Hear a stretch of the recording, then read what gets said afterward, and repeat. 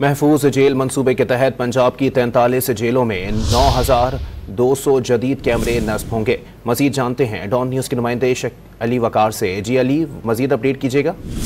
जी बिल्कुल, महकमा दाखिला पंजाब में आज सेक्रेटरी दाखिला की ज़ेर सदारत होने वाले इस अहम तरीन इजलास में यह फैसला किया गया है कि तमाम जेलों को महफूज बनाने के लिए 8 मेगापिक्सल के कैमरे नस्ब होंगे, जिसके अंदर मसनूई जहानत के जरिए जेल मुल्जिमान और जेल की अमले की हाजिरी और नकल अमल पर जो है वो भी नजर रखी जाएगी और जेलों में किसी भी किस्म के खिलाफ ज़ाब्ता हरकत पर ऑटोमेटिक अलार्म जनरेट जो होगा।